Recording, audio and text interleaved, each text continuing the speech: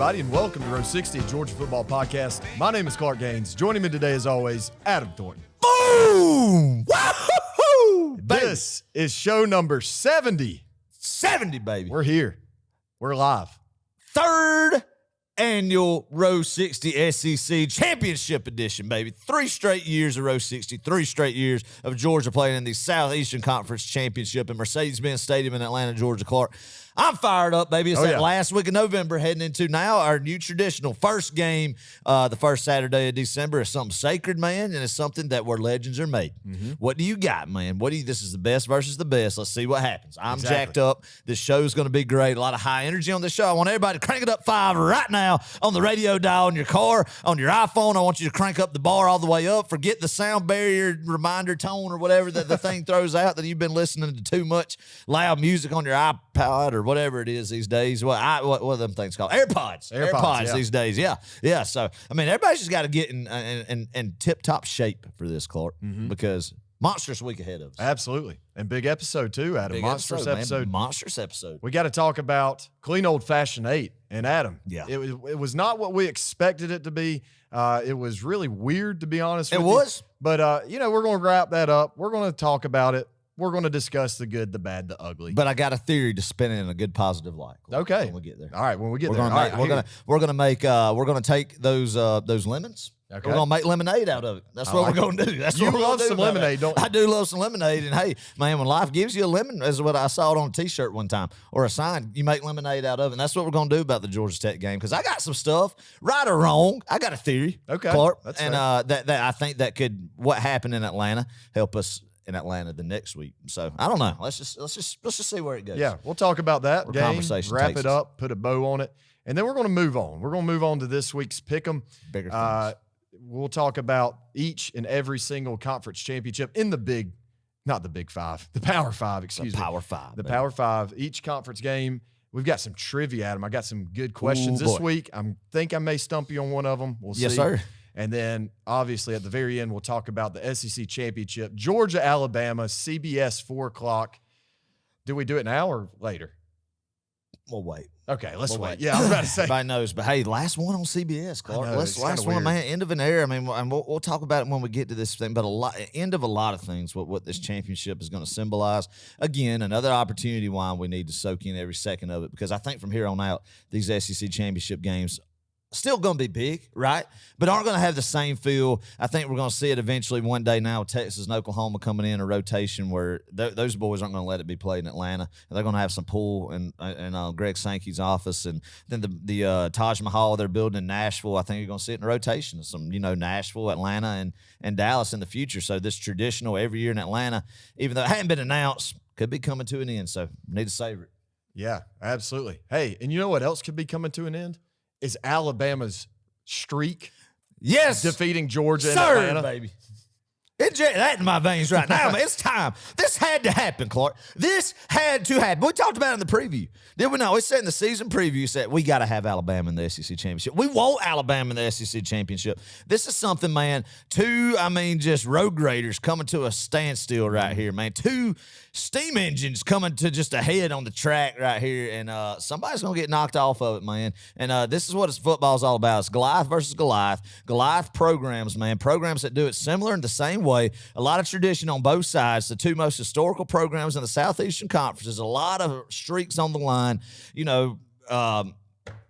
Mentor versus mentee type deal, man, and a lot of similarities in this. And what this game has turned into, and we'll talk about it more. This is just Georgia-Alabama series over, I'd say, the past 11 years, Clark. What it's morphed into, man. Can we call this a rivalry? It is. Yeah, it has to be. Well, I didn't realize we've played this 70-plus times. Yeah. This is one of the, I can't remember, maybe like the 72nd meeting.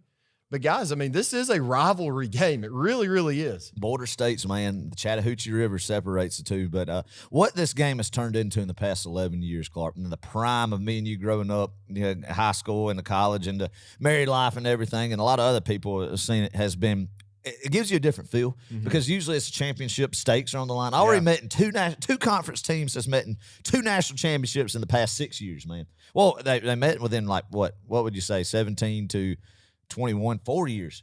So, I mean, you don't have that. You never had that before, 2 times like that. How many ever SEC championships?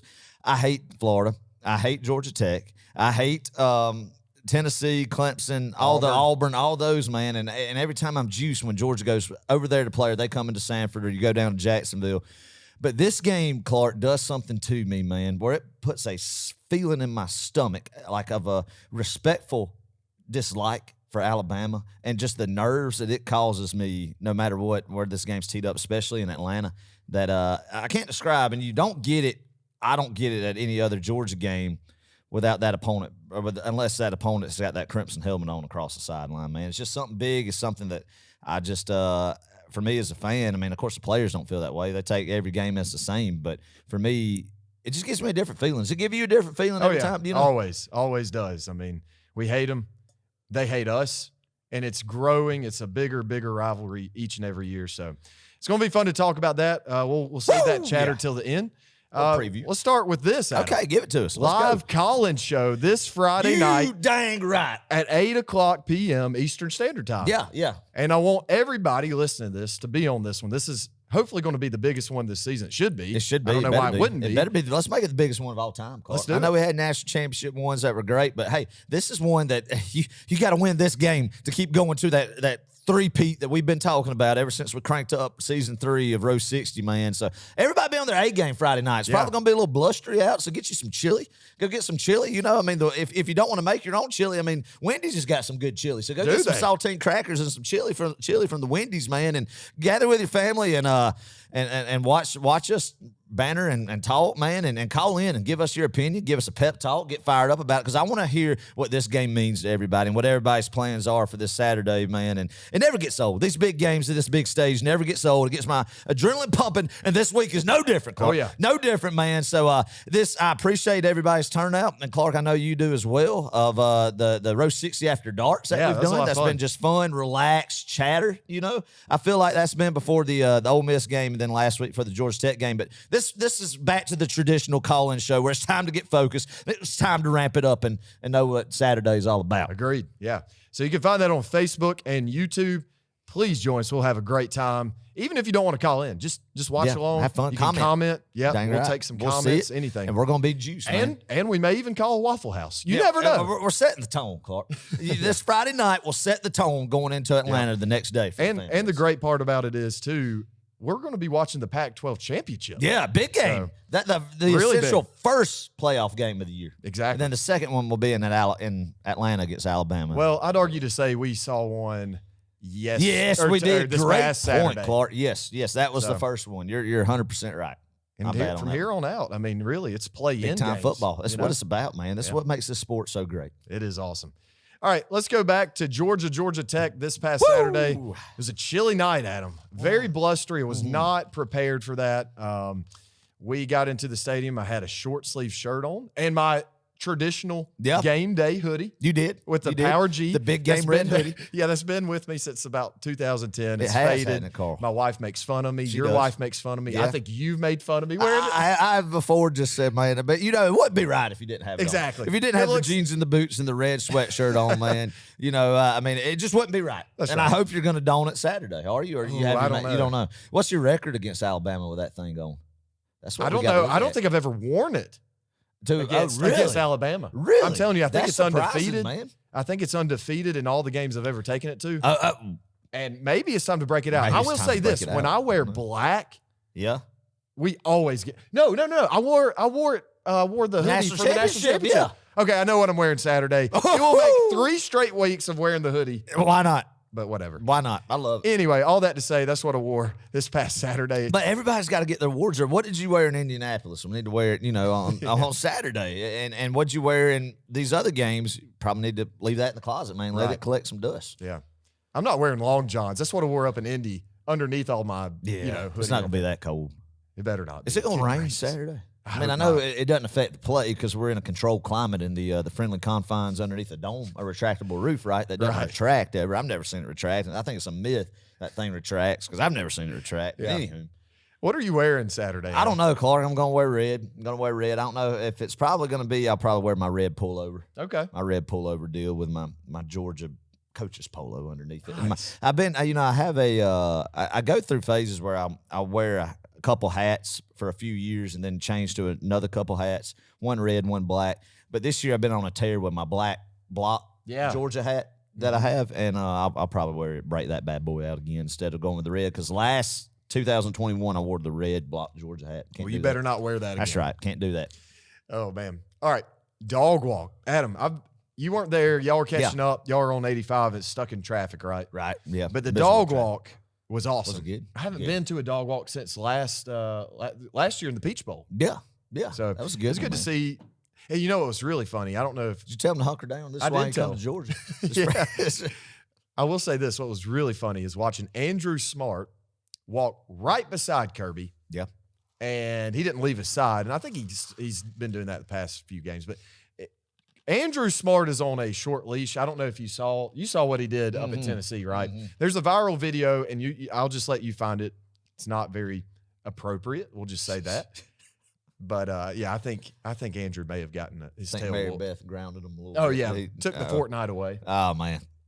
So anyway, dog walk was living great. on lessons learned, as old Tracy Lawrence says.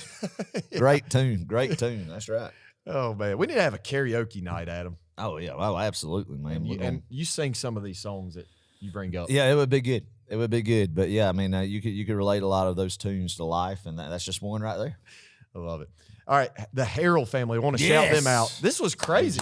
Yeah. Wasn't it wild? Like, we got into our seats, and Russell Harrell, Emma Grace, Will, and Miss Harrell, they all piled up right behind us. Like, their tickets were literally right behind us. It was the weirdest thing. It's amazing, man. Yeah. It's amazing. You just get random tickets. They get random tickets. We get random tickets. We're a row apart. It was meant to be that we were supposed to enjoy the Tech win with the Harrell family on a chilly, chilly night above the lights in Bobby Dodge Stadium.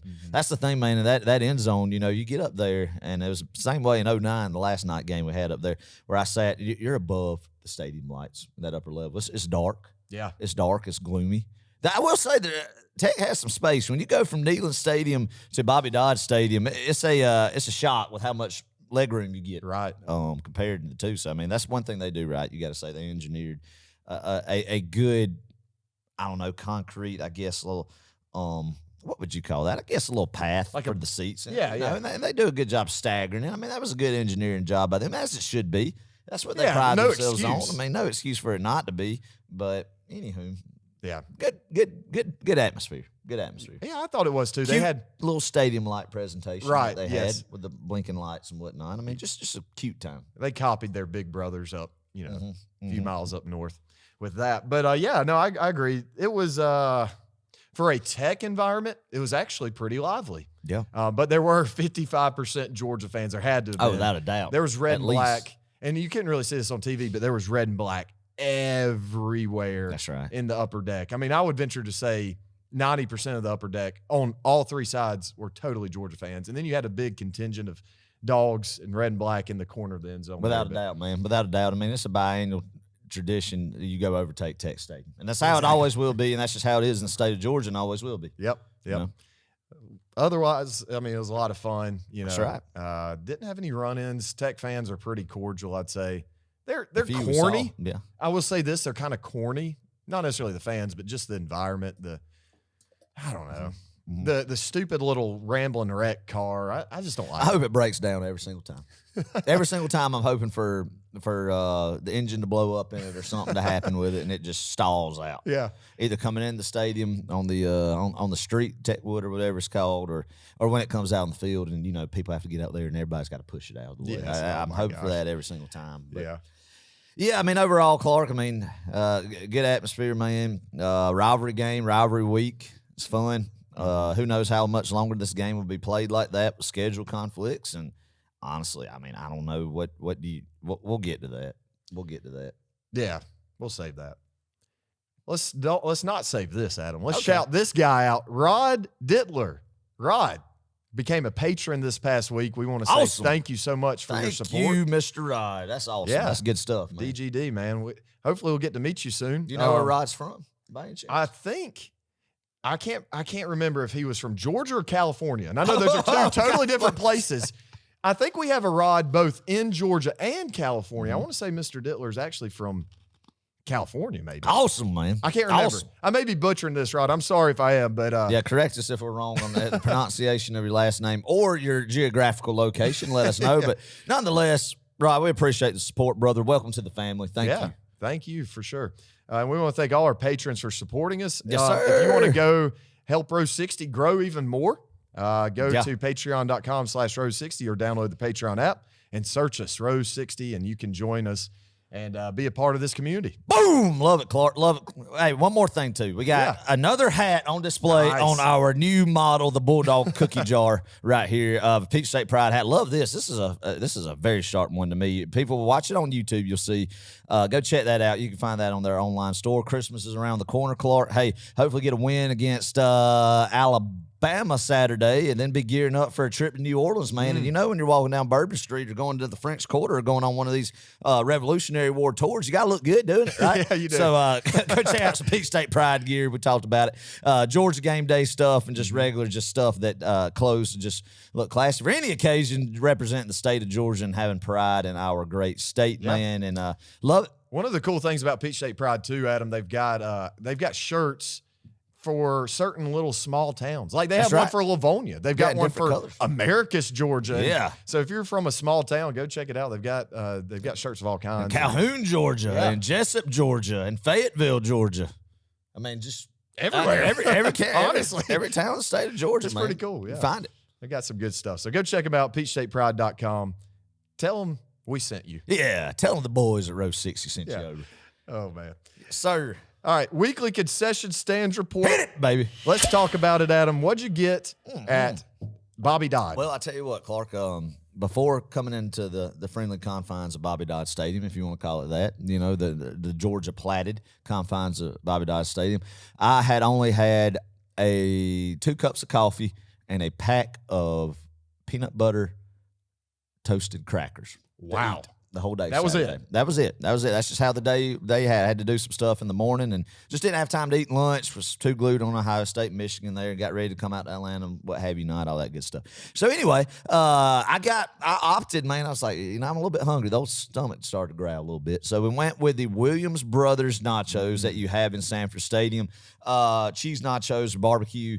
Excellent. Love the combination of some any type of nachos with the meat. I don't care if it's a pig, if it's a cow, or chicken, whatever. Any type of good protein on your nachos and a good cheese. It had good cheese. The barbecue was pretty good. But where I will complain about it, man, is let's not cheap ourselves out with stadium nacho tortilla chips. The rounded ones that are almost stale every time that you get in every high school basketball venue. We've talked about it with your nacho cheese, man.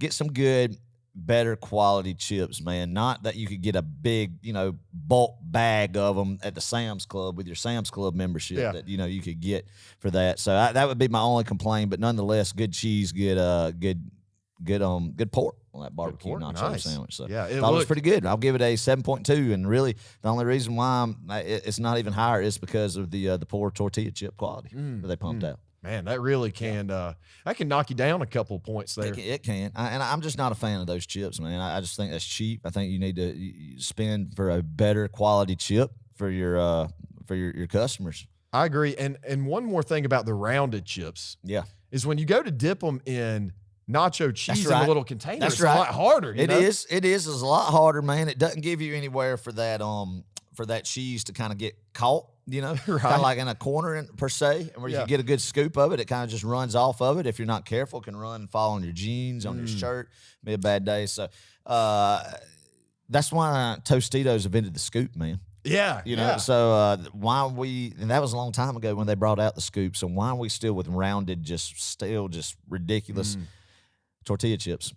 Anyway, that's my rant. We need everyone to respond to this. Yep. Do you like the rounded tortilla chips, or would you prefer the scoops or the triangular ones? Yeah, the triangular ones that you get at Tex-Mex joints, your local Mexican restaurant that we've brought up several different times, are great. But, everybody knows the round tortilla chips you get at high school football, baseball, college games, that traditional nacho cheese, man. And they're just yellow chips, too. Yeah, and Yeah, it's terrible. Just awful. Awful product. Awful product. Well, I will say, I don't like to give Tech a lot of credit on things, but I will say, Adam, and we've talked about this before, their hot dog was pretty daggum good. Did you? Yeah, you got your hot dog? I did. How about that? I got it at half price. Listen to this. What they do is they go half off pre-game for several different items. Hot dog you can get for $3 instead of $6. Pretzel $3, nachos $3 instead of $6, popcorn $3 instead of $6. You get all that before toe meets leather, Adam. How about that? What a deal. So, I mean, 50% discount, boom. And then when toe meets leather, boom, we're flipping the sign. We're going up 50%, right? Yeah, I mean, like, at what point? I think it is. It's got to be. If you're going to run that special, it has got to be. And I wonder if you're in line and you're missing. First off, terrible coordination and planning that you're in a concession stand line on opening kick. But yeah, I mean, I've never seen that before in an athletic venue before a game. So that's great. Good on them. But at what point does it go from $3 to $6? Like, if you are ordering, if you're in the process of ordering, but then the kickoff happens. Yeah. You get what I'm saying? Like, do they say, no, it's no good anymore as you're handing them the card? I don't know. That would be poor form if they did. They would at least have to get people, kind of maybe put up a barrier of the line that started there. Yeah. But that's something they need to ask about. And then I got one more thing. I was about to say, bring it up, because that's exactly what I was going to ask you. About my experience? Yes. Yeah, I was hot. Clark, off to the side, they had the hot chocolate stand. I was looking for a coffee, couldn't find a coffee. I was like, hot chocolate's good. Just give me some, just a piping hot beverage, right? Yeah. And for a cold night like that. So I was going to get some hot chocolate. Well, Kelsey ran into Justin Cochran, a patron and good supporter of ours and good friend of mine at the concession stand line she was at to get her some M&Ms, right? So I was going to go get some hot chocolate. This was after my nachos that I got at the traditional concession stand. Well, I go to the side right there to get my hot chocolate. Get up there. I was going to get one for Justin's wife and myself, and they had boiled peanuts there too. And I was like, why not? I'm just going to get some boiled peanuts. So the lady gives it to me, and they take my card, and she's got something on her phone where she's holding it out. And I'm like, ma'am, there's not a place where I can stick my card into your phone right here. And she was like, I was like, do you take cash? The woman didn't take cash, Clark. Didn't take cash. She said, no, you got to have the tappable card. That's ridiculous. And I don't have a tap. My card doesn't tap. I have a chip, man. So she tried to put in some other adapter thing to swipe it. My card didn't swipe, didn't work. It worked at the traditional concession stand. So I burned 20 minutes of my life getting excited about hot chocolate, getting some hot chocolate for Justin's wife, and it just didn't work out, man. It didn't work out. And I had to just leave it there. I probably should have been like, well, let me see if Kelsey's will work sliding, because we don't have tappable cards. But bad experience there. I wasn't too happy about it. I was like, at least give me a free chocolate out of the deal, man. I got the money right here to pay for it, but you don't have the equipment to properly serve the people. Yeah, that's ridiculous. It's ridiculous. First time I ever had that happen. But I'm mad for you, what Adam. happened to just being able to hand somebody a crisp $20 bill? I don't know. Yeah, we're becoming a cashless society. That's it's something weird. else. We could have an off-season podcast on thoughts about that. So. Absolutely. Anyway, hot dog, I'll give it an 8.62 out of 10. Nice. Do you like the precision there, Adam? Yeah, I love that, Clark. I love that, man. That's a solid dog. And last thing I want to say about the concession stand, saw the Dippin' Dot stand, Adam. I was tempted to go visit the Dippin' Dot stand, but you know the rule on row 60, you reserve Dippin' Dots for big games, Big correct? game Dippin' Dot, Clark. And I think the Saturday and going forward is really the big game Dippin' Dot games. Yes. I mean, big game Dippin' Dots are bigger than big game M&Ms on the podcast. Yeah. So, I mean, you got to reserve it for games usually at Mercedes-Benz Stadium and neutral site playoff games. I think postseason Dippin' Dots more like is what it's called. So, yes, we will be reporting live with some Dippin' Dots Saturday. I love it. 100%. Y'all better hold us to that. Yes, sir. All right. It's time for some Clark's fun facts. Hit it. And I've got a lot. And our patrons have already seen this stuff. I've had that. I gave them a little sneak peek because did these you? are some good ones. Gave him a little nugget then. Yeah, a so. little nugget. All right. A little I like bone, it. if you What will. do we got? What do we got? All right. Georgia has officially broken Alabama's win streak and Yes, now sir. holds the record for the longest win streak in the SEC with 29 straight wins. Yes, sir, baby. I love that. Nobody has had a run like the University of Georgia has I agree. in the Southeastern Conference right now. It not even In and it the wasn't nation. Yeah, exactly. And it wasn't even Saban's Alabama teams have done that. What it was one of Gene Stalin's crowds, and then Bear Bryant in the late 70s at the end of his career right there. So yeah, I mean it's something uncharted waters that we hadn't seen in this era of Southeastern Conference football, which I think makes it even more impressive because it was against a Saban dynasty that in the era that we've done it. And I mean that's impressive. Yeah. Something shouldn't take for granted. And I realize there's, Oklahoma out there who holds the record, the official record. But, I mean, good gracious, guys. Like, this is modern-day football. How many did Southern Cal with Leinart and Bush win? They hit about 32, but a lot of them got vacated. I was about to say, because of Reggie Bush, but that was a squad. And I remember how I wish Georgia would be like that, watching those teams, because they just seemed unbeatable until that Texas game. Right. And, to know that Georgia's right there on the doorstep of what they did during that little time period, and arguably, definitely a more harder way, because you got to have a playoff win, get to a national championship, when USC didn't even do that in the Pac-10 conference back then. That was just atrocious. So, I mean, it's amazing. Any way you spin it, it's amazing. Yep. This past Saturday, the Dogs became the first team in the AP poll era to go 12-0. Yes, sir. 3 years in a row. We looked at each other Saturday, Clark, and was like, man, we just went 12-0 again. Yeah. Remember after the first time how elated we were, and second time we were elated, and third time we're elated. We're never not going to be elated with it, but I never could have guessed that, man, how blessed, how spoiled we are. 12-0, 3 straight years, 12 undefeated regular seasons, man. Unreal. Unreal. Stuff you dream about. That's all you could say. For real. Our 4th and 5th year seniors, and you got to correct me if I'm wrong here. I'm pretty sure I'm not wrong on this one. Never lost a game to Georgia Tech, to Auburn, Missouri, Kentucky, Vandy, nor Tennessee. Yeah, I mean, that's 100% correct, man. From 2020, the only opponents Georgia's lost to is Alabama twice and Florida. So, I mean, that's exactly right. And I guess if you count the 19-year, Carolina. That's why I let them out. The COVID year in the extra is really just, I don't know what year everybody is now. We're getting that extra year eligibility. That should be running out next year, right? Yes, it should be. Yeah. Awesome. Georgia has punted the ball 27 times this season. We have not given up a single punt return yard all season. Love it, man. That's crazy. Brett Thorson's a weapon, man, and I think we're going to need him. We're probably going to need to flip some field position here going into the postseason. What we're going to need is for him to pin it. It's back, and when, the few times that he's had to come and be called upon, he's done a great job, and I imagine that he'll keep that up. And I also want to say, I mean, that's a big that's very telling about how good our special teams units are. Yes, Brett Thorson has a lot to do with that, but it's also our coordinators, our special team coordinators, which I guess would be Will Muschamp, correct? And probably Strickland there helping some too, and the other guys. But my point is, Cochran, sorry, not Strickland. I mean, who's the fire baseball coach? Scott Strickland. It's good, Clark. It's Bama week. Sorry. No, we're good. Anyway, no, I mean, but those guys on punt,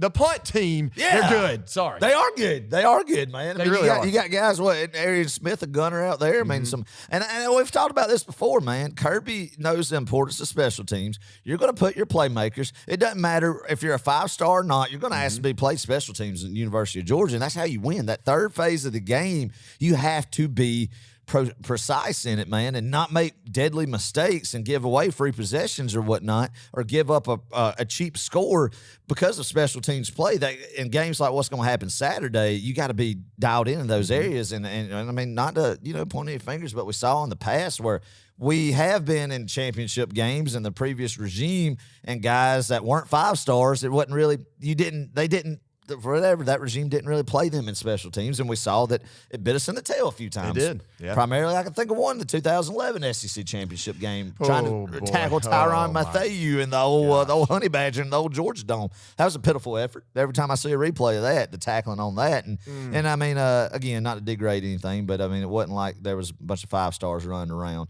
out there. So anyway, I mean, that's what Kirby does. He understands the fine details of that and how the importance of that, and I think we're going to need to have special teams play on Saturday in order to pull this thing off, man. Agreed. Since 2006, the winner of the SEC Championship game has gone on to win the national championship 10 out of 17 times. Really? Yep. It's only been 10 out of 17 times. Yes. I mean, well, hold up. Amazing. Let me clarify. Yeah, 10 out of 17 times. In that same time frame, the SEC has won 13 of the last 17 national championships. So you got to think 11 LSU, Alabama. 17. Yeah. And 21. Yes, correct. Wow, so that's a difference between. Yeah. But also the SEC has appeared in 16 of the past 17 national championships. That's amazing. And that also, I mean, that includes the playoff era. Yeah. All of it. So, that's right. I guess the last one that there wasn't one was the first inaugural year of the playoffs with Oregon and Ohio State. Right. Yeah. Yep. Wow. That's crazy. Dominance, man. I mean, it's not a myth, and we're biased, but, I mean, proof's in the pudding, man. Yep. Is that the Southeastern Conference is just it's head and shoulders above everywhere else. It really is. Appearances by head coach in the SEC Championship game. This is my last fact. I didn't really think about this until I looked it up. Saban has been 10 times. He's had 10 appearances in this game. Spurrier had 7. Yeah. Kirby Smart is already, this will be his 6th. Wow. That's amazing, man, because you think about it. It seemed like Spurrier went every year in the 90s outside. Well, it started in 92. He went in 92, 93, 94, 95. 96, and then he probably skipped 97, 98. Those were the Tennessee former years, I believe. And then 99 and 2000, man. Mm-hmm. Would that be, something like that. And then one time with South Carolina. Right. So, I mean, for Smart already to be there, it's unreal. And I think we've took it for granted how special it is to make it here. Yes. Actually, add one to Spurrier. I totally forgot that he coached at South Carolina. Oh, so he's at 8 now. Okay. Yeah, so it's 8. Yeah, the 2010 fluke year when the East was atrocious, man, when Urban Meyer was checked out having heart problems and whatnot, and then just a terrible 6 and 7 year for Georgia. Oh my gosh. And Tennessee's first year, Kiffin left them, and they had Derek Dooley their first year, and Spurrier just kind of snuck in there and got destroyed by Cam Newton. That was a terrible year for college football. God, terrible year. Awful year. And how far we've come. Dang Good right, gracious. man. But Saban, so 10 appearances, man. This and will that's be counting his the 10th, I LSU think. ones, correct? Oh, no, it's not. See, I did just with one team. Man. Oh, okay. Oh, shoot. But yeah. that's a good fact, though, with one team. But, yeah, he went with – I only think, though, he only went with LSU one time. So make it 11? Yeah. Ish. He upset Tennessee in 2001. So he didn't go in 02. He didn't go in 03. And no, I take that back 2 times. How can I forget that? He did go in 03 because they beat us 2 times that year, and they killed us in Atlanta. So, yeah, he's been there 12 times. Oh, jeez. And I think – if memory serves correctly, man, he's only lost the SEC Championship 11-1 as a head coach then. If doing quick math on that, 2008 to Tim Tebow and Urban Meyer. Then avenged that the next year in 2009. So that's not a fun fact. Just narrowing it down. Yeah, just narrowing it down to Alabama, man. He's only lost – the last time he lost in Atlanta, Mercedes-Benz Stadium, or old Georgia Dome, Clark, was the 2008 SEC Championship against Tebow and that Florida team. Ooh. That's the last time he's lost in Atlanta. And you got to think, man, I mean, I hate to, put him on a pedestal, but it is what it is. It's the truth.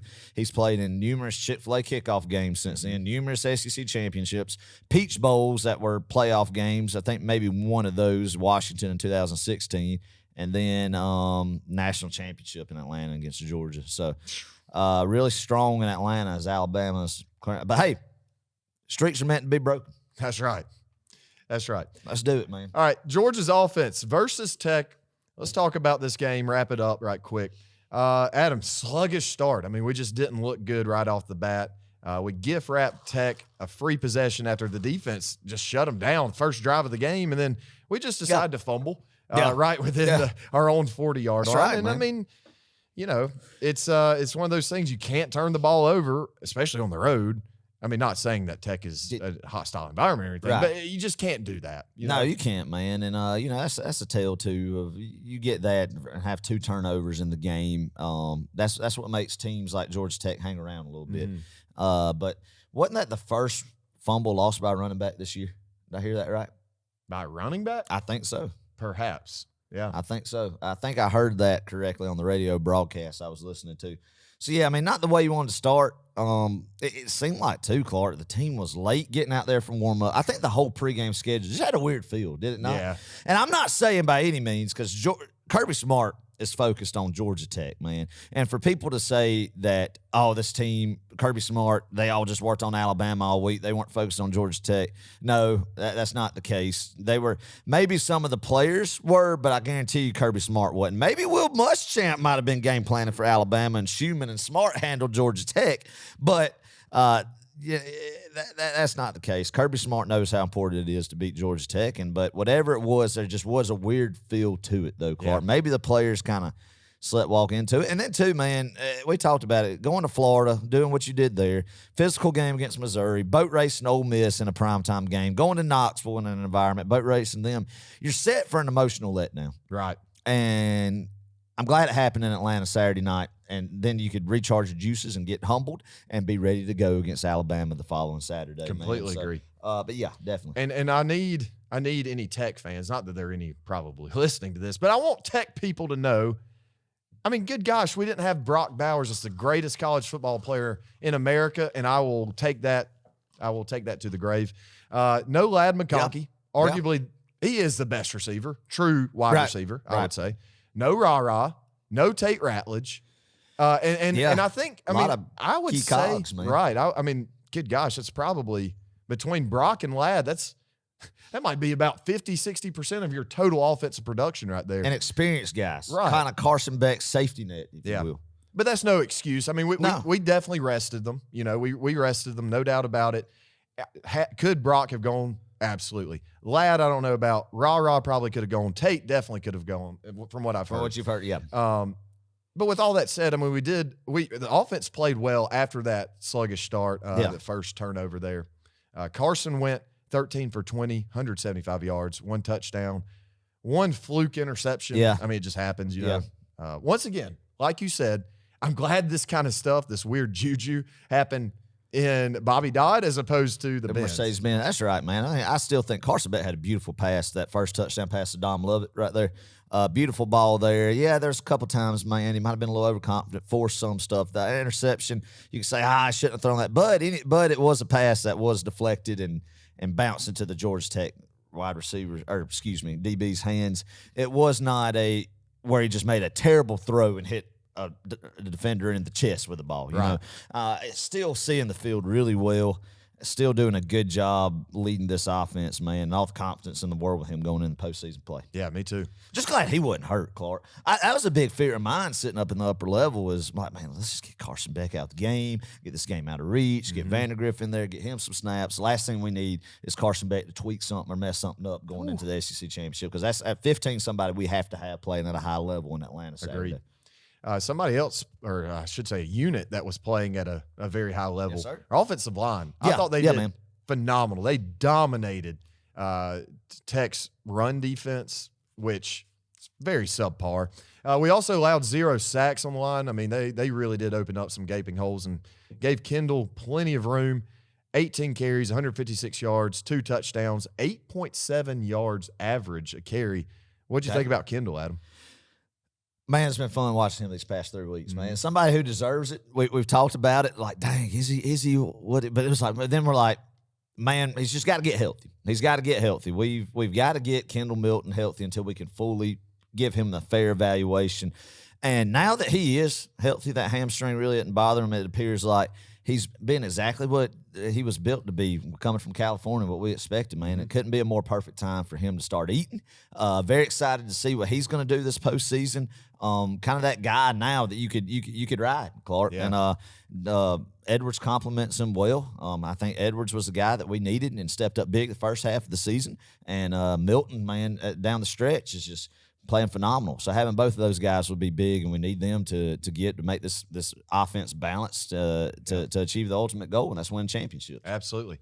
Yeah, and the great thing about Kendall being healthy, and I think we kind of alluded to this last episode, you free up Dylan Bell. You say, hey, Dylan, you know, we may still use you at running back, but we're gonna widen you out, widen you out, and get you the ball on the perimeter and let you do your thing, because Dylan Bell is definitely, I mean, we've seen it in the past few weeks. He's a weapon. He is, you know, and he didn't have a huge game last week, but moving forward, I think there's a lot of wrinkles and a lot of things that you can have him do on offense. Oh, without a doubt, man. And that's the thing about it. You have guys like McConkey and Rah-Rah Thomas not play, and Dylan Bell just continues just to impress.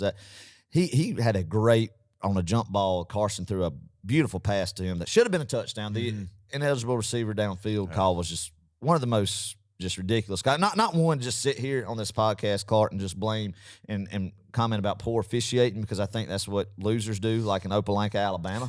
But that was a terrible call. I don't see where that was, you know, just from basic knowledge of just football penalties and everything. But that was a heck of a pass, heck of a catch. Dylan Bell is going to be somebody, I think, who's going to be used often in Atlanta, and a big day expected from him next Saturday. Yeah.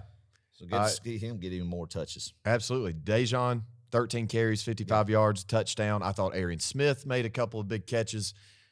He did. We did give him some credit. That's exactly right. Arian caught some good balls, man, and was it end around? Dylan Bell caught the end around. That was a beautiful play. So, yeah. Kind of the fake and how calm Carson was just in the pocket, doing the play action, and then just perfectly synced, just a little toss to Dylan Bell, who hit the corner, man. So get these guys out in space, man. You have these playmakers that good things happen. Yeah. Get them the ball in space. Adam, you asked this in the stadium last week, I believe you said. Yeah. You said something along the lines of, do you think we're setting up a true read option, like a quarterback keeper off the read option with Carson? And Adam, I think we are. I mean, look, you get Dallas Turner. Of course, I wouldn't be running Dallas Turner's side, but because he's a great he's what Nolan Smith was last year, I think, for Alabama's defense this year. He is. He's a great player, but I do think you're going to start seeing that. And we started setting it up, and it may not be a run, right, but it could be a play action pass. Carson Beck's proved as the years progressed that, especially where it's just been on some plays where he's stepped up into the pocket and found a hole and been able to scramble and get a tough 7 or 8 yards, that it just seems like those guys just crash down and do not respect Carson's ability to pull it. Right. Every single time there's a draw or anything that we run, it just seems like it's there if he pulls it, especially if you're like on the, 11, 12-yard line.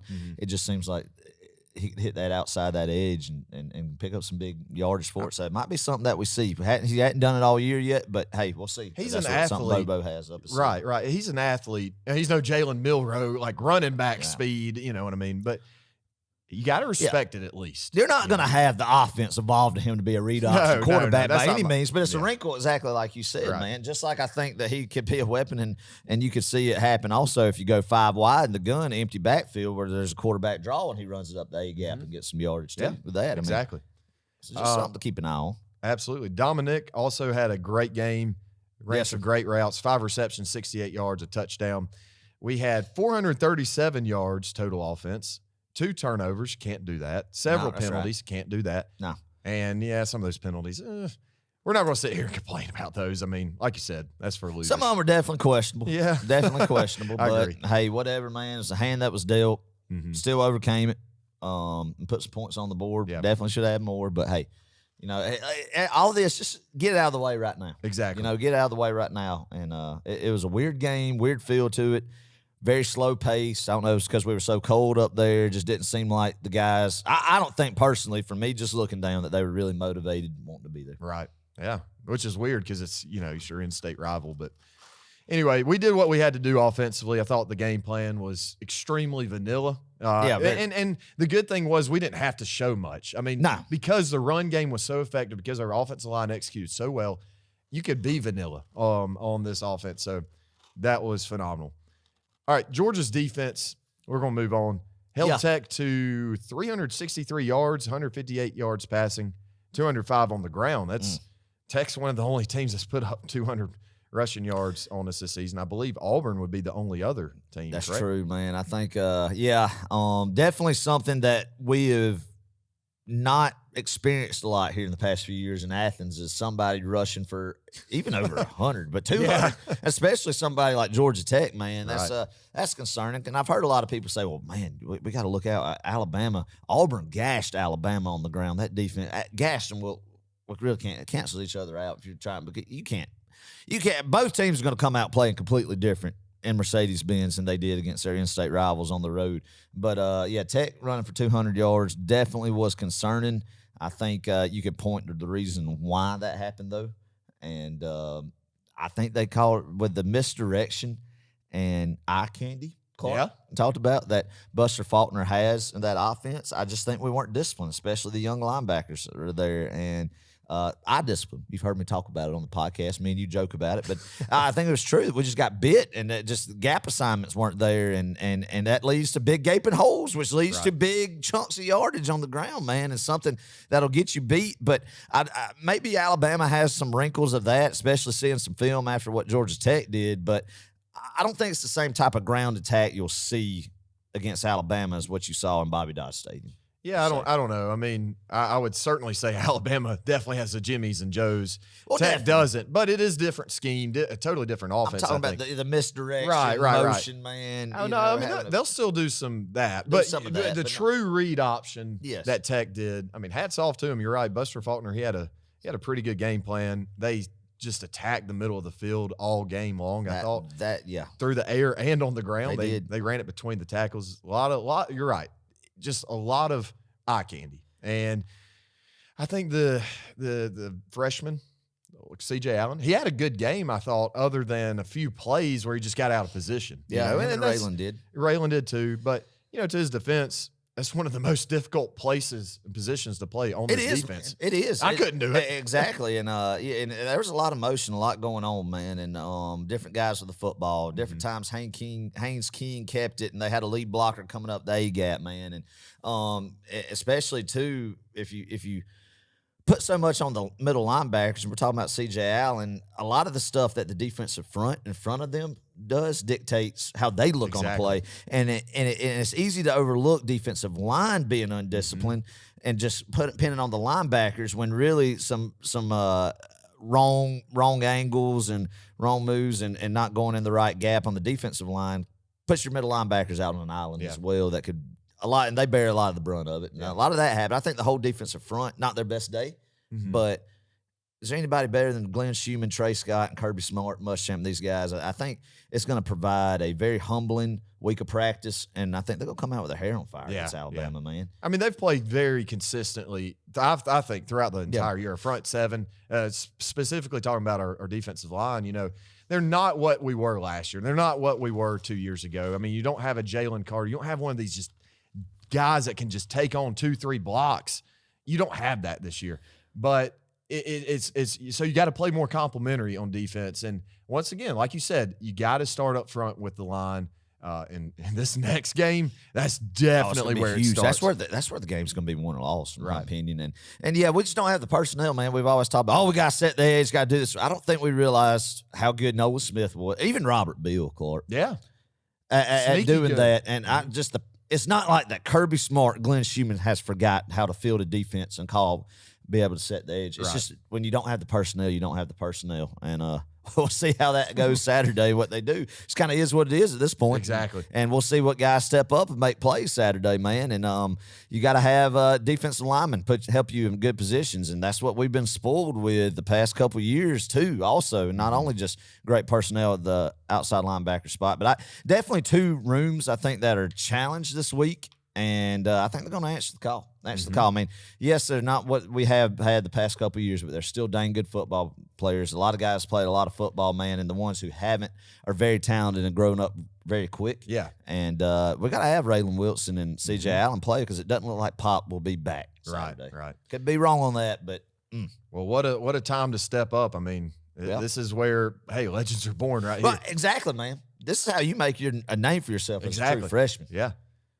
Secondary, I thought played really well with all things considered. They did have to help a lot in run support because, Tech got on the edge and they were getting 9-10 yards. And, but here's the thing. We can't rely on the secondary to bail us out in those situations every time. You'd like to stop the run ideally. On the first and second level. Right. On the first level, you want to, at least make some contact and detour them a little bit. Yeah. And let the second level come in and clean it up. But, that's not a recipe for success if you're somebody in the secondary is having to come up and make a bunch of tackles. And one thing, too, man, we were playing a lot of too high safety look that you're not going to see. Again, you alluded to it, very vanilla. A lot of too high safety look, majority, if not all, the game where that's not going to be the case against Alabama. There's going to be more different blitz and exotic blitz packages, Clark. I had to throw that out there. That it wouldn't be Alabama. It wouldn't be a preview if you didn't throw out the exotic blitz packages, man. A few more notes. Smile. man, he had a great game, 8 total tackles. He was all over the field, and he kind of had to be. And, you know, last thing about Tech, once again, a lot of true read option plays, and that freezes your linebackers. That's what that offense is designed to do.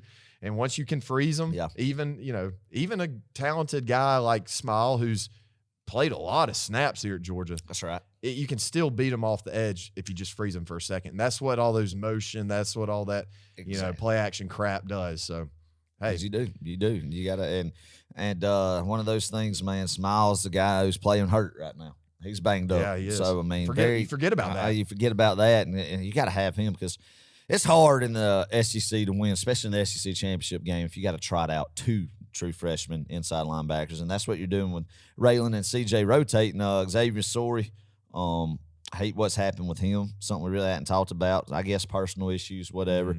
I don't know if it's upset about playing time, whatever. I'm not going to speculate, but kind of been MIA the second half of the year, and I hate that. That hurts. I know. It would be nice to have him in that room right Well, it now. almost makes you wonder, do you think Jalen Walker's going to be working with the inside linebackers this week maybe?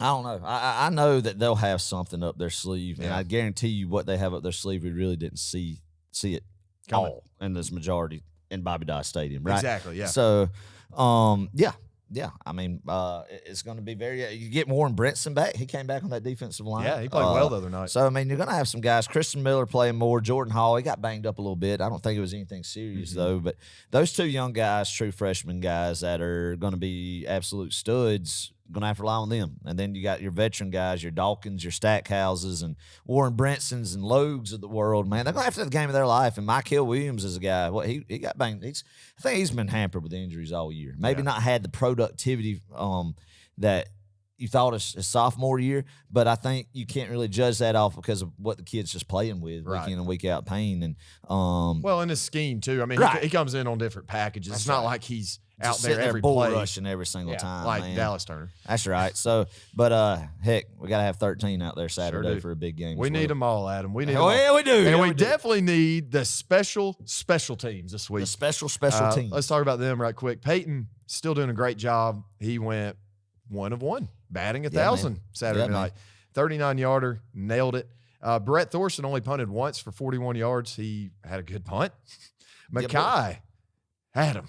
Mackay's got to be careful when returning the kicks. And just knowing where he is on the field, he knows this. I mean, it's a little concerning, but, when he does get the ball, when he does handle it, he's got a little yards, he can make something big happen. And that's kind of what that's the risk to reward ratio there. That's right, man. And when he did return it Saturday night, he picked up some positive yardage, but 2 times we alluded to on kickoff, one where didn't work out, one where it worked out well, but it was right on the sidelines, foot like straddling the sideline there, and easily would have been, if he lets it go, you start on the 35-yard line. Would have been a penalty. And then one punt, I think it was muffed kind of on the sideline. So, yeah, I mean, definitely got to be careful. Definitely don't want to see going forward in postseason play. Can easily get you beat if you turn the ball over. Ask Auburn what happens there, man, if you muff a punt. I mean, that's why I hate watching punts so much, because to me, it's so demoralizing having a big defensive stand and then forcing a punt and then giving it right back to them because you muff a punt. It's like it kills you, man. It's essentially like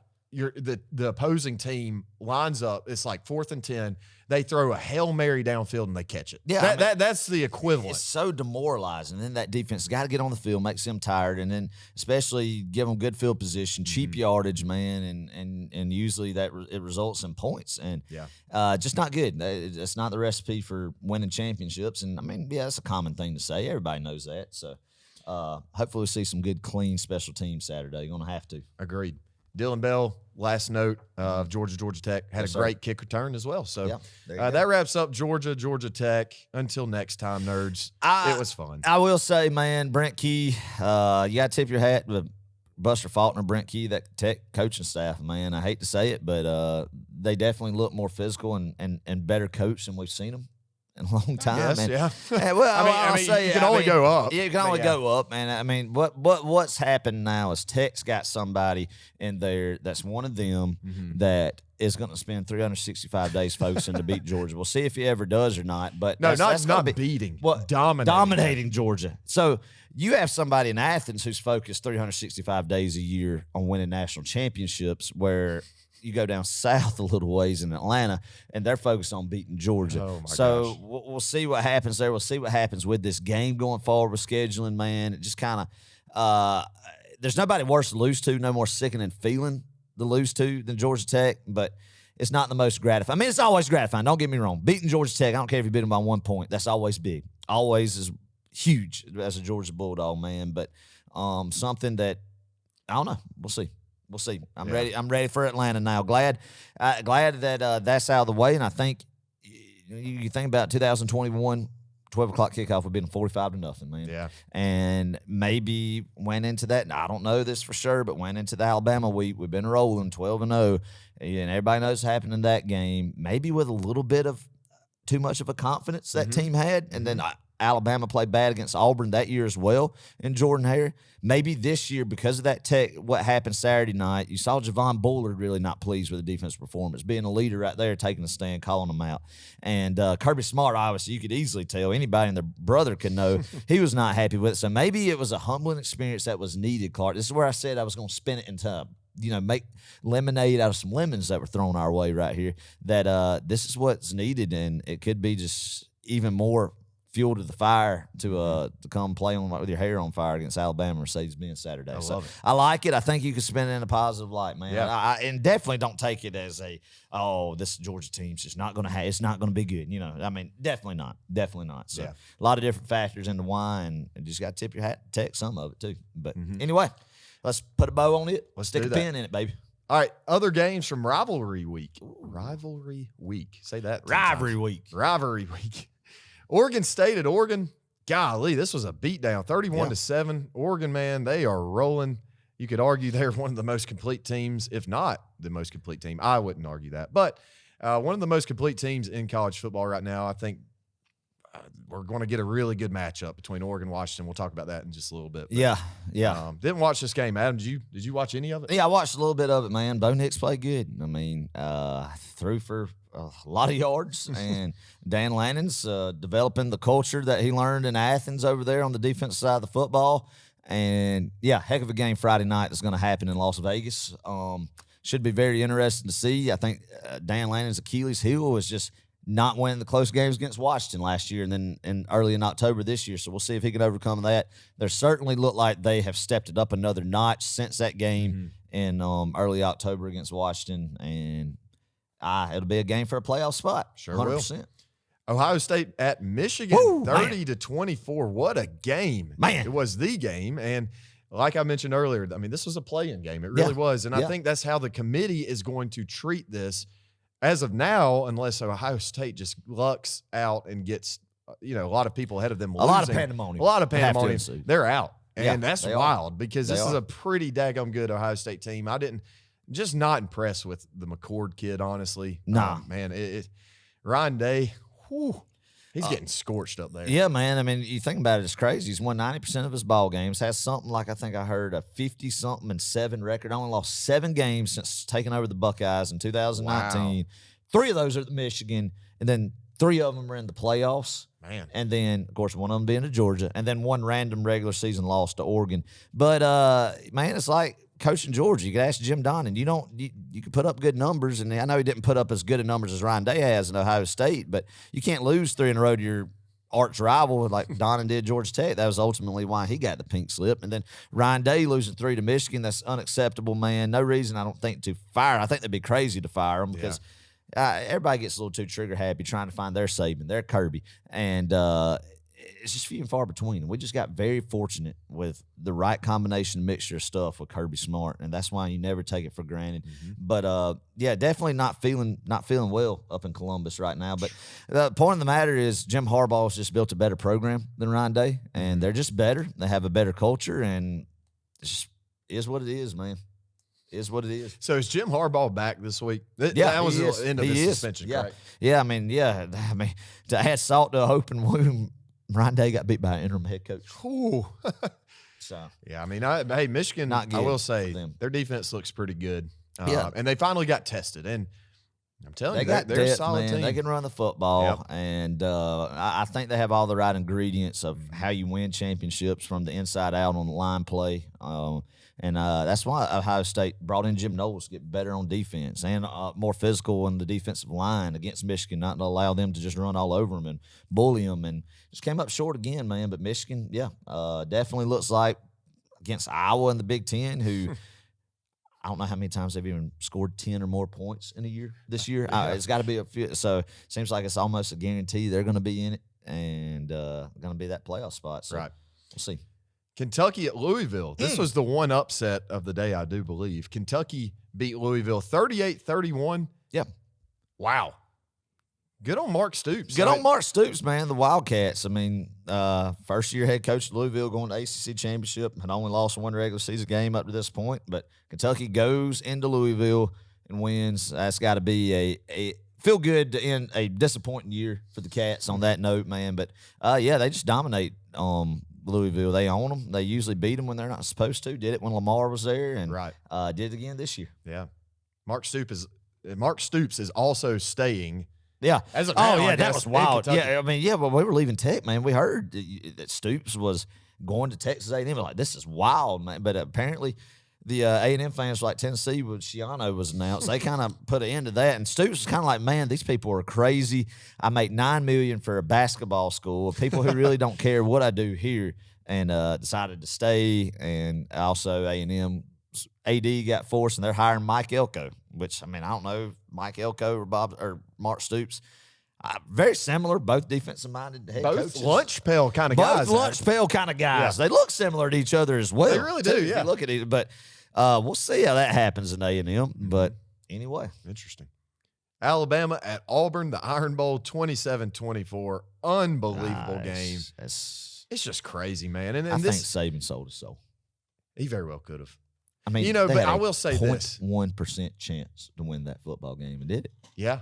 And that's what makes Alabama Alabama. They're a championship team because of games like this. They just find ways to win, even when it seems absolutely impossible. That's what makes this team. That's why I respect them. I hate them, but I also respect them, man. You know what I mean? Like it's a what's the word? It's a spectacle, if you will. That's right. Watching Alabama the past 2 decades. 15 years. 15 years. 16 years. Not two decades. I'll just 15, say. 16 years. Yeah. It's getting close to 2 decades. I know, Feels for like real. freaking 2 decades. Yeah. Feels like a century. God. But no, I mean, heck of a win. Auburn just they pooped their pants. And I loved it. I know. Loved it. I love it. I mean, we hate Auburn, so I mean, it's great to see them, and maybe for whatever they cashed in for the 2013 for the Georgia and Alabama games there, it's just payback for it. Love it. Great. But Good unreal, stuff. man. I know. Go back and watch that ending if you didn't, because it is wild. Florida State at Florida, 24-15. Man, I'm telling you, this was another game we both said could be an upset. Florida State found a way to win 24-15. Man, Florida blew it. Love it. Caps off another 5-7 season for the Gators. The first time in 100 years that they have had 3 consecutive losing years. They're not going bowling and no momentum in Gainesville. Because Florida's the main one for me. I hate Florida more than anybody. So to look where Georgia's last 3 years have been 12-0, and then Florida's 5-7s are great. Let's just separate the two programs even more and bury Billy next year. Bury Billy. Hopefully that recruiting class continues just to implode, man, and they don't get any momentum. I love it. They don't have any extra practices because they're not going bowling to develop younger guys, man, and just let the culture just rot. Let it rot, baby. We don't feel bad about it. Let it rot. Love it. Oh, I didn't love this. Clemson at South Carolina, 16-7. Dang it. What a freaking offensive juggernaut Dabo has, man. You don't even score an offensive touchdown in Willie B against one of the worst defenses in the SEC. They didn't score an offensive touchdown? Now, I didn't get to see the game because obviously it was going on during our game. But, I think what happened was they scored a touchdown. If I'm not, I could just be making an idiot out of myself, but I'm pretty sure what happened was the first touchdown was South Carolina's opening possession. Spencer threw like a backwards pass, like a screen, and the right receiver had it hit him in the hands, and he dropped it, and Clemson recovered it and took it in for 7. Wow. And then what would that be, 3 field goals after that? That's unbelievable. Yeah, that's that is. Yeah. You're right. So that is crazy. Yeah, I mean, did you see Donald Trump at the game? Oh, was he? He was there. Yeah, him and Governor McMaster. Oh, I actually met that guy like 2 weeks ago. Donald Trump? No, Governor McMaster. Yeah, South Carolina's governor. But it was pretty cool. Oh, that's awesome, man. Yeah, they got wild for him. Mm-hmm. All right, this week's Pick'em. Here we go. It's championship weekend. We've only got 4 games to pick here, not including our own. That's it, man. So starting off Friday night, the contenders are playing ball right now, and the pretenders are at the house, man. At the house. Brian Kelly's at the house. Brian Kelly's at the house. Billy Napier's at the house. Josh Heupel's at the house. Dabo Sweeney's at the house. Shane Beamer's at the house. Hugh Freeze. Eli Drinkwitz is at the house, even though he's at the house happy because of his 10-win regular season. Brother Hugh is at the house.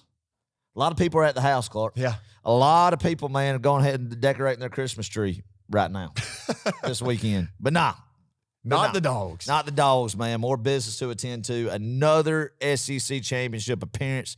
Another time to be able to go to Mercedes-Benz Stadium and watch this Georgia football team compete for another prestigious SEC Championship, man. I want Kirby to get that 3rd one so bad. Oh, yeah, me too. All right, we'll start Friday night. This is like literally when the Collins show kicks off. Washington and Oregon are kicking off. Oregon favored by 9.5 points.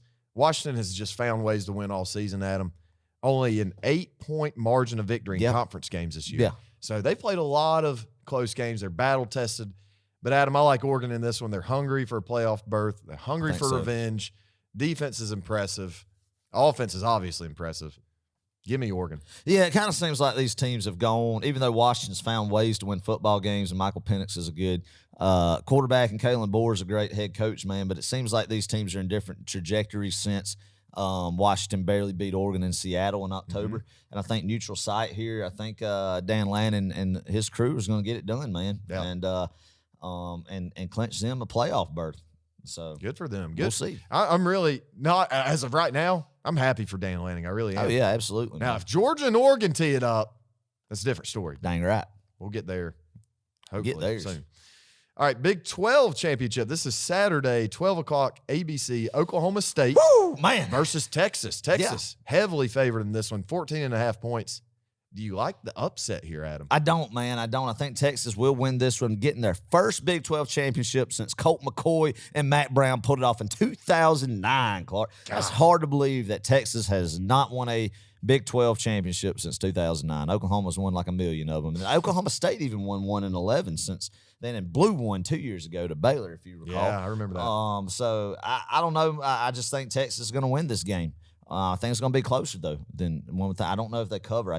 They might cover. It'll be interesting to see, but I think Texas wins it, and then are just going to be sitting and waiting and seeing what the committee does, and it's going to be very pandemonium, hopefully this Sunday, on who gets the 4th spot. Hopefully the first 3, there's no debate. Yeah, I'm with you. Golly, it's going to be fun. I'll go with Texas, too. Pretty obvious choice there. Yeah. All right, ACC Championship, Florida State versus Louisville, 8 o'clock, ABC. Yeah. This is do or die for the Noles. That it is. You can't. That it is, Carl. You just that can't. It is.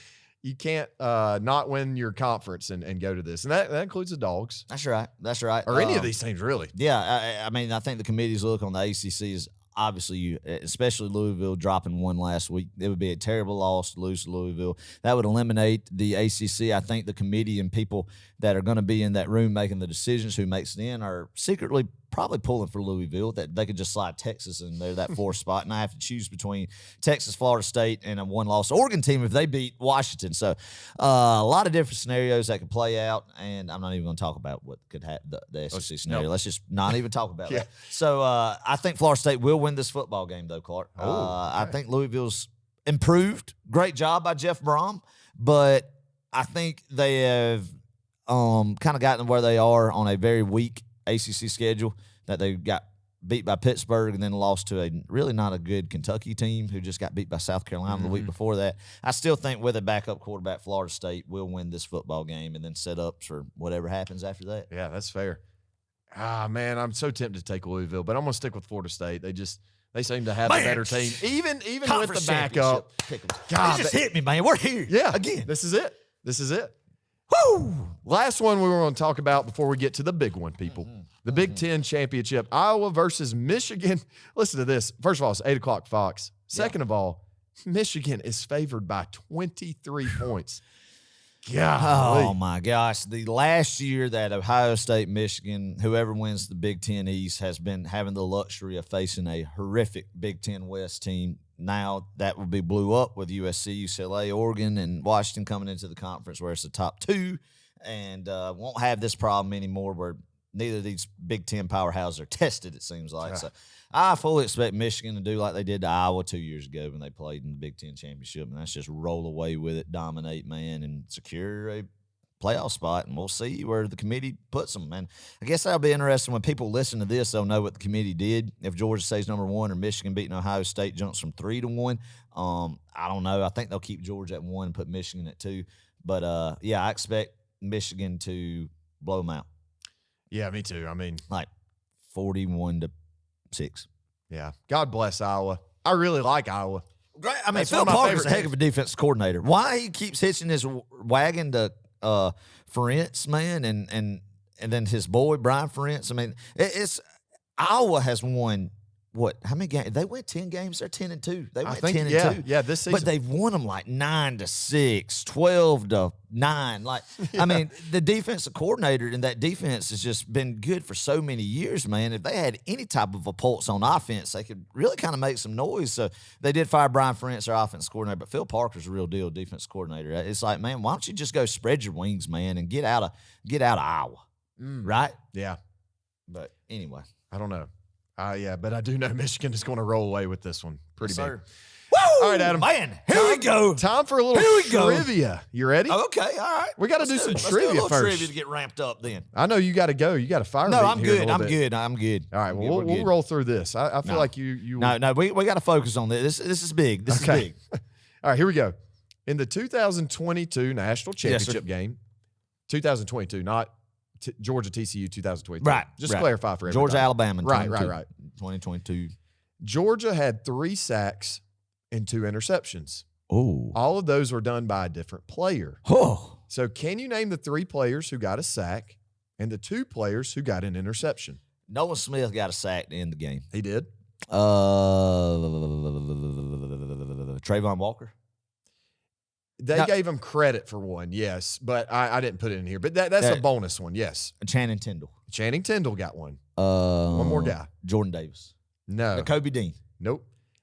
Robert Bill. Robert Bill. It was Robert Bill. I was about to say Robert Bill. Okay. And then I know, obviously, Keeley got the interception. One interception. Really? Yeah. I mean, yeah. Did you not know that? Oh, Keeley got a pick? Keeley got a pick in that game. Yeah. What? That's hard to believe. I really kind of had to really think on that one. Yeah. Oh, man. Christopher Smith. He sure That's did. the second one. Nice. That's right. There Okay. you go. There we go. Look at Nice. you That go, was Adam. good, Clark. That was some good trivia, man. I'd forgotten about a lot of that. Yeah. Besides the Keeley interception. All right, this one's going to be a little tougher Okay. here. All right. Can you name the top 6 most common matchups in the SEC Championship game? Oh, yeah. I think I can. I really think I can. I'm you excited should be about able- this. I want to see if Maybe you can the name top them in 6? order. Oh, Yes, yeah. the top 6. All right, the first one's Alabama, Florida. Yes. Yep. They've met 10 times. Yes, correct. That's the one. That's the most common by a long shot. Ooh, all right. Now it's going to get tough. The second one would be, is it Georgia, Alabama, or Georgia, LSU? Both are. So it's Georgia, LSU with 5. That's what then I thought. Georgia, Bama. This So will be that's the 2 and 4th. 3. I knew yes, they were 2 and 3. Okay. Yep. All right. So now the next 3 are going to get very interesting. I'm going to go with. You don't have to get these in order. All right. Auburn, Tennessee. Auburn, Tennessee. Yep. Yeah. Let me clarify. Yeah. 4, 5, and 6 are all tied for 4th, essentially. So they've each played 2 times. Right. Does that make sense? yeah. So yeah, Tennessee, Auburn. They played 97 and 04. Right. And then it would be LSU, Tennessee. LSU, Tennessee. Yep. That's also They were tied. in 07 and 01, correct? Right. Yep. There you go. All right. One more. The next one would be. This one's kind of tricky. Is it by chance? It's not Arkansas and Florida, is it? It is. It is Arkansas. It is. Yep. And 95 and 06. 06. Yeah. Okay. All right. That's it. Yep. Nice, Adam. Man, I thought I'd stump you on that one. There we go. Look. This is tough to get. I may get you on this one. Maybe. Let's go. If you don't have your head on a swivel. Go! All right. If you don't have your head on a swivel, I might get you All here. right. I'm getting too confident. Getting too cocky after that one. All right. What do you got then, I think Carl? you Give got it to this. me. I'm going to give you one guess on this because you All should be able to get this if you think about it. So it's one or done. Okay. Who holds the record for the most rushing yards in an SEC championship game? A team or individual? Oh, sorry, an individual.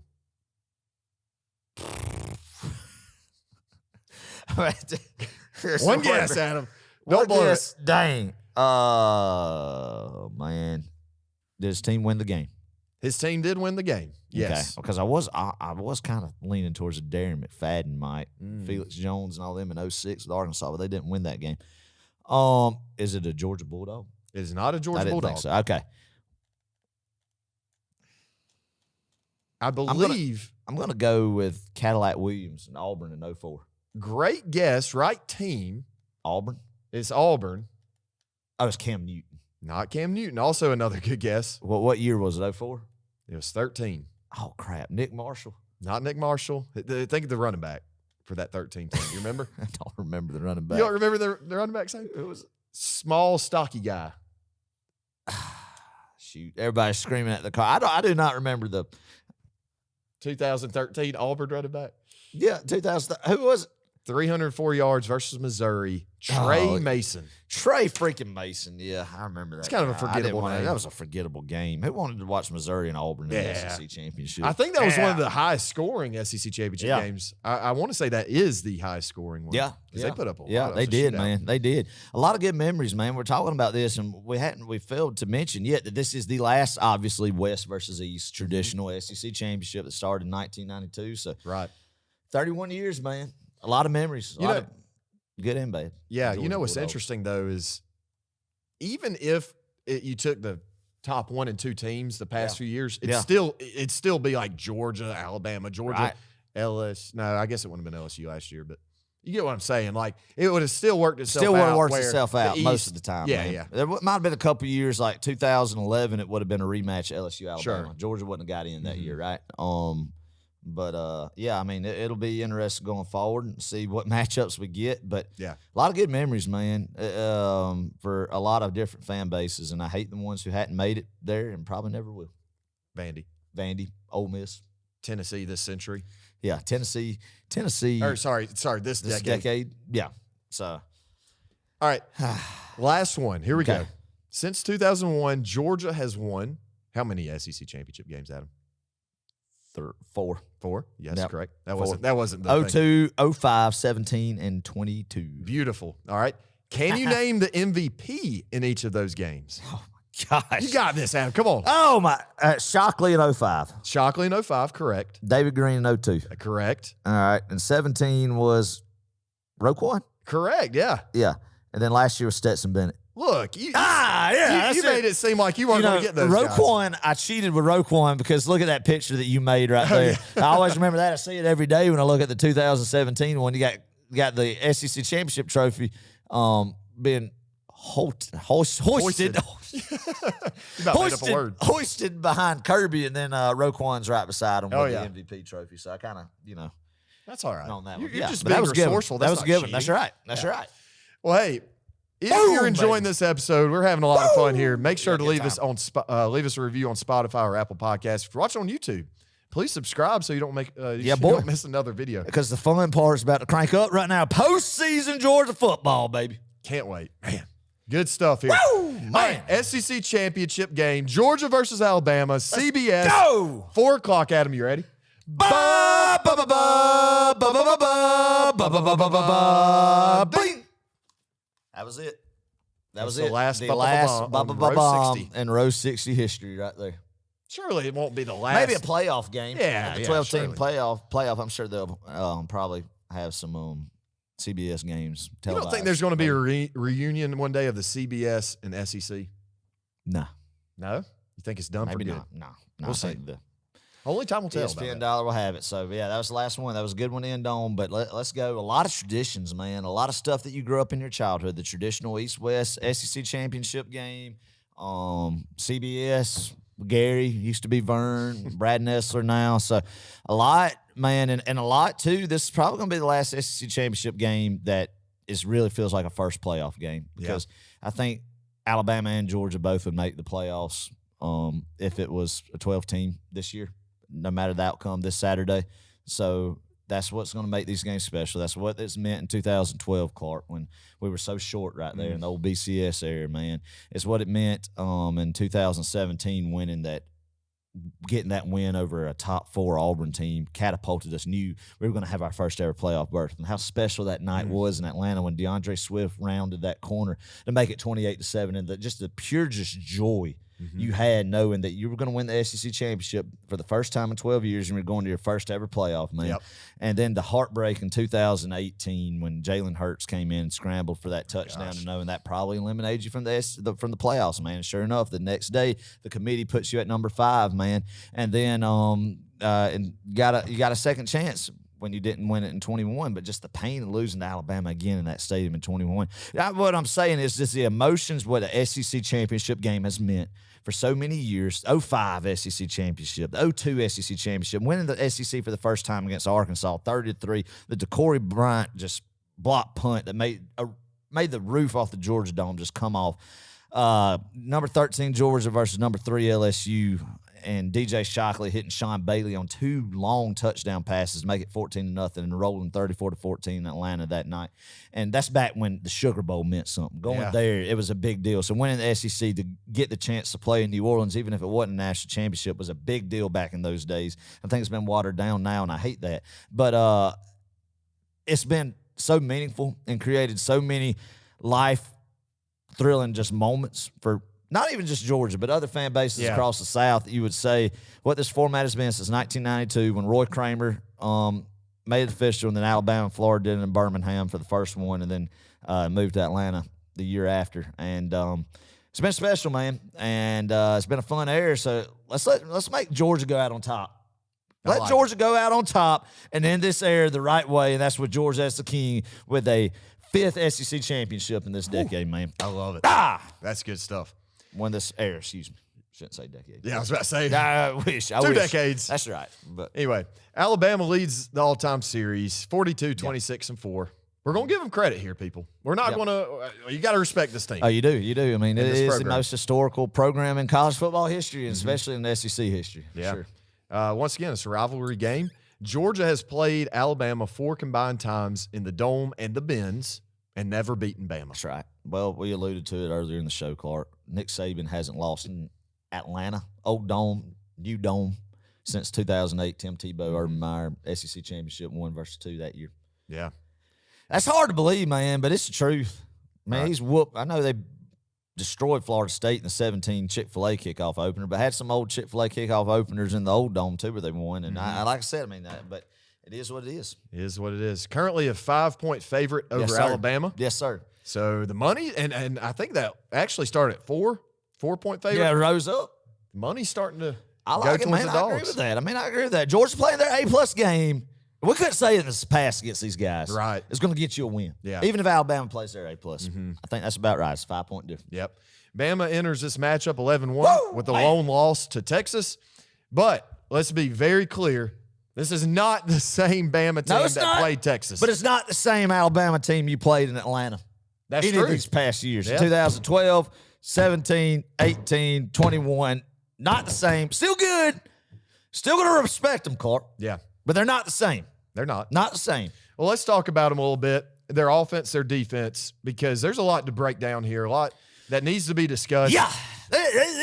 This is it, man. This is what football nerds just nerd out about right here. Is good on good, Clark. Good on good. Let's see what coaching staffs are going to make the adjustments and have the game plan when you have equal talent. You can't say, man, we need more NIL where we can compete and get up to Alabama's level. No, the talent is equal on both sides, man. Both sides of the football. Either way you want to spin on offense or defense, I even lean that we might be more talented now that we've actually passed them, which we couldn't have said in the past, man. But very much equal. Let's see where the difference is in these coaching staffs. Who schemes the best and who has their team ready to play the most. And that's what SEC football in the South's all about, man, is these Goliath matchups right here. Yep. And per usual, Yep. These games are won at the line of scrimmage 10 out of 10 times, 100%. Alabama's offensive line versus Georgia's defensive line, that's the matchup in this game. This Alabama team doesn't turn the ball over much. They play pretty clean. I do think they have some penalties. I think they're kind of heavily penalized, kind of in the middle of the pack in terms of FBS. Very run heavy. They do throw it.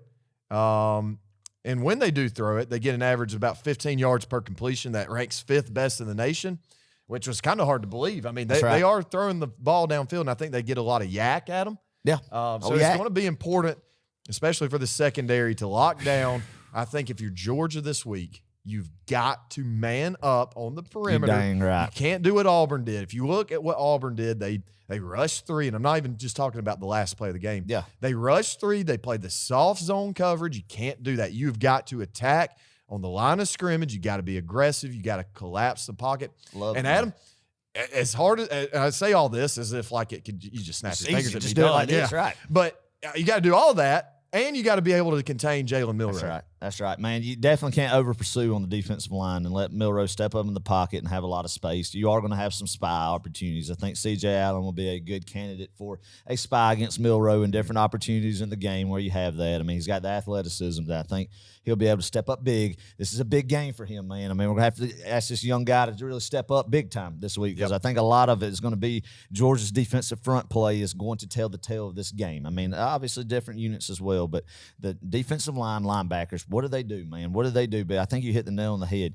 Don't give up cheap, just downfield bombs that get Milroe confident to Jermaine Burton as just devastating as that'd be to see 60, 70-yard touchdown passes to Jermaine Burton and cheap scores like that, especially when you have 3rd and long and those type of deals, man. Our cousin A said it best. Make Milroe, Clark. What do you say? Make Milroe. How do you say? I'm so make him think. Make him think and not react because he's definitely really good at reacting, doing stuff with his legs, throwing on the run, man, hitting some guys downfield. Collapse the pockets, man, and make them force the ball. Make them frustrated. I think make them impatient, Clark. When you're playing good disciplined defense, you're taking away just cheap stuff, not letting them scamper and get yards. And a guy like that is going to get some. He's going to get some, but limit it. Limit it. Don't let it be deadly where anytime it's 3rd and 11, you're having good coverage downfield that he breaks containments and scrambles for a 14-yard gain and extends the drive. And make him, I think he's a guy, Clark, as good as he is, though, has he played a defense like Georgia who can be disciplined, can contain him, has secondary where they're playing well in the sense, eliminating downfield cheap long balls that they connect on the score quickly, and make Jalen Milroe kind of uncomfortable in the sense that he can start forcing some balls. I don't think he's great with intermediate throws, man. Try to make him force some footballs and maybe create a couple turnovers and let the secondary eat. And but first and foremost is all stopping the run. It is. The key to success first is stopping the run. Do not let Alabama run between the tackles on you. And they have McClellan might not be able to go, a guy who running back who carried the majority of the carries they've had. I think he's the leader in rushing. You could add up all the other carries that Alabama backs got. There's still not as many as McClellan's got this year. So even if he does go, he's not going to be 100%, Clark. And I expect him to go because they always go at Alabama. It just seems like they just come out. But hey, I mean, we want them at their best. That's just where we're at as a program. We don't need this to happen or that to happen or Alabama not have this guy play or this go this way right for Georgia to beat Alabama anymore. It's just you play your best football game and you're beating these guys, Clark. Agreed. The thing about this Alabama offense, so that's going to make them really tough to stop, is you got a running back who is just as good as your actual running back playing quarterback who can so happen to throw it. And I'm not saying Jalen Milroe is the most elusive, the world's greatest dual threat guy. He's not. I mean, he's good, don't get me wrong, but I would venture to say he's more of a running back first who can throw the football pretty well. That's right. I mean, that's how I sum up this guy. But, you got to be able to contain him. I think, once again, you just got to bring some pressure and not over-pursue. That's going to be huge in this game. Yeah, young C.J. Allen's got to eat. Man. He's got to eye discipline. Eye discipline, Clark. Nothing cheap, man. Be on your gap assignments. Everybody plays selfless football. Yep. Fly 11 hats to the ball, man, and not let any just gaping holes and get just chunks of yards. That's demoralizing is when they gain just big rips on the ground or long passes, man. Make them earn every single yard that they get, Clark. And I really feel like if you keep stuff in front of you, limit big explosive plays on with Milroe with his legs or the running back room or downfield passes, then I think Milroe will kind of get a little bit impatient, man, and start forcing some things. And I think he'd really eat then. I really do. I think Milroe's definitely playing better. I think that they have adapted the offense to his skill set and has made him more comfortable. He's confident. You heard after he said, give him the blankety-blank Heisman. So he's confident. But, Clark, has he played defense like Georgia? No. I know this rendition isn't like it has been the past 2 years, but it's better defense in Kentucky. It's a better defense in LSU. It's a better defense in Auburn. And a better defense in Chattanooga. So, I mean, it's one of these things, man. Has Milroe seen it? And I don't care. I might be eating crow for this, but he's not Bryce Young. He's not Tua Tagovailoa. Good luck. Just say Tua. Tua Tagovailoa. There you go. And Jalen Hurts. I'm so rattled about this football game just thinking about it. But, yeah, and his receivers as good as Jermaine Burton, Isaiah Bond, and the likes are, man. They're not Jamison Williams or Mechie or Jalen Waddle or Henry Ruggs or Devontae Smith. I mean, they're still good, and they still could beat you, and they could feast on you. But I don't think this Alabama team is as talented as good as they are. I think Georgia, if they bring their A-plus game on the defense side of the football and just don't shoot themselves in the foot with penalties and explosive plays, man, stop the run first. It could be a good day. Yeah. It could be a good day. Completely agree. Let's talk about their defense right quick. Hey, they're equally as good on defense.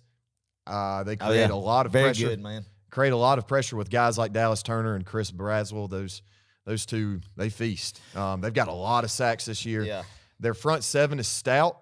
Secondary, really good. Caleb Downs is a stud. McKay, he is a stud. Our buddy McKay he has let me know about Caleb Downs. He's a Georgia fan, man. But Caleb is a freak. And, SAC is the exact same defense we run at Georgia. I mean, pretty much. Yeah. There's a little difference. Yep. Yeah, but 3-4, and they've got some big physical defensive linemen. They're going to try to stop the run up front. Mm-hmm. It's literally what we're trying to do to them. They're trying to do to us. Who's going to do it better? Right. Who's going to step up and do it better? Yeah, that's the what beauty it is, man. It's physical football. And it's why teams like Kentucky under Mark Stoops have the same identity, get blew away by teams like Georgia and Alabama because they're trying to do the same things as those guys with less caliber athletes. This time it's Goliath versus Goliath, just two trains colliding with each other, and let's see who comes out on top, man. It's the same physical football, man, being disciplined. And I think it's going to be that Kevin Steele has kind of brought back that old Alabama defense identity a little bit and made them more physical, maybe more fundamentally sound, better tackling than what we've seen under Pete Golden the past couple of years, kind of getting back to that Bama standard of defensive play. But they've definitely got some this year as well, like Georgia's defense has. I mean, we got to call it what it is. And I think this is going to be a big day for Carson Beck and this offensive line. If the offensive line can get a push and we could, it might take a little bit to get the run game established, but be patient with it, Clark. Not just abandon it completely, but finally get some yards on the ground. Kendall Milton continue to eat like he has, running like a man possessed, and then being able to get some throws down the field, man, and be able to open up the passing game. Just staying balanced. I think you're going to have to put up some points, Clark. Yeah. I really think we're going to have to really put up some points and win this game. I don't think it's necessarily a shootout, but I definitely don't think it'll be you can win this game 16-7. Yeah. I think you're right. Give the running game time.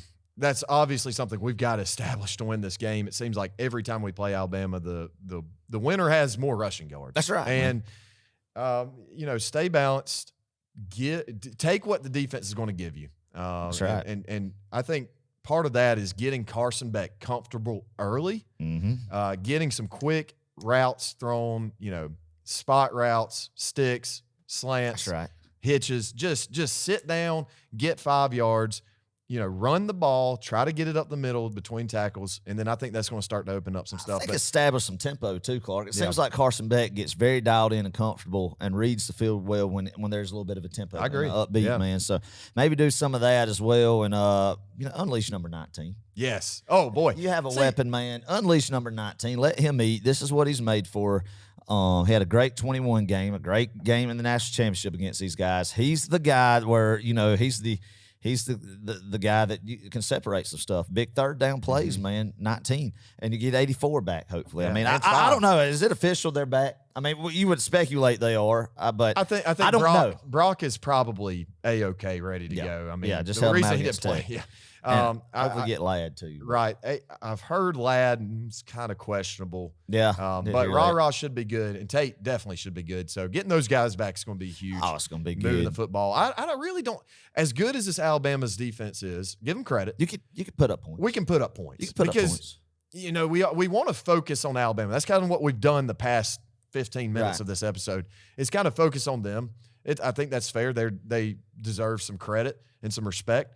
But guys, we've got a team. We do. Every time we get quote unquote scared about Alabama, you got to think this is not the same kind of Georgia team lining up against Crimson Tide. That's right, man. And there's no mental block with this team. You could argue maybe that the early Kirby teams, the 17 and 18, there might have been a little bit of intimidation because that Crimson A was across from you, right? Yeah. And Nick Saban was on the other sidelines. But majority of these guys either haven't played Alabama or either have beat Alabama in a national championship setting. And I have 2 national championships. There's no moment that's too big for this group, man. And I think one thing you got to remember as fans, obviously, we bear some scars from, even though we've redeemed it more than you could ever imagine as a fan the past 2 years. But you can think back and you got bad memories. I got bad memories from 2012, 2017, 2018, the first time in 21 that you can't help as a fan to think about. But that's why we're fans, and the coaching staff and the players do not have that same mentality. I can tell you one thing, they're not going to be intimidated by Alabama being on the other sideline, just as Alabama's not going to be intimidated to Georgia on the other sideline. Right. And one thing, man, Josh Pate said, I heard in his podcast, Alabama's like a snake, man, and you can't just kill it. You got to take that hoe and rip the head off of it. Yeah. And that's one thing. We know that all too well in past games in Mercedes-Benz against them. I think that's why even if Georgia gets down by 10 to 14 points or if Georgia gets up by 10 to 14 points, either team will not panic in that situation, man. But that's one thing, if we are able to get up on them early, man, is keep your foot on them. Yeah. Keep your foot on them. Let Carson Beck continue to eat, not go in a conservative shell, be aggressive on defense and offense, Clark. Right. And this goes without saying, and like you just mentioned, you got to play all 4 quarters. You just have to. I mean, you've seen what's happened when Georgia hasn't played all 4 quarters, or even the last 5 minutes of the game. You got to play every minute like it counts, because it does in this kind of matchup. One good thing, man, about this is, and the 21 team, we've alluded to it before, was never really tested in the regular season, honestly. And they had a lot of starters pull out in the middle of the third quarter. And, a lot of people thought, what's going to happen when Georgia has to play a full football game? This football team's been battle tested, man. Yeah. They got the stamina. They've been bit by the injury bug. Guys having to come back and get healthy. And a lot of adversity has been faced this year. I think that's why I love this football team so much. Yeah. It's not been the most flashy at times on the defensive side or offensive side in some cases, but they play good complementary football, Clark, and they find a way to get it done. And when they have gotten down in all these games 7-0, it's like nothing, man. And this team's cool, calm, and collective, and that's the mentality that they're going to bring against Alabama on Saturday. Right. And I fully expect Alabama and Jalen Milroe to either scramble around, extend some plays, or we have some busted coverage. They come out and Milroe hits Jermaine Burton deep for about 50 yards. Oh, gosh. It could happen. It's going to happen. Very well could happen. I honestly think it will happen. It will happen. That they're going to score on a big explosive play, their first offensive possession. They're going to go crazy. They're going to crank up Rammer Jammer, but don't get nervous about it. I'm not going to. Those guys won't. And hey, we might go out and be 3 and out, and then I'm going to be like, oh my god. Oh gosh. Yeah. I'm just that's a bad feeling. But this is why we love it.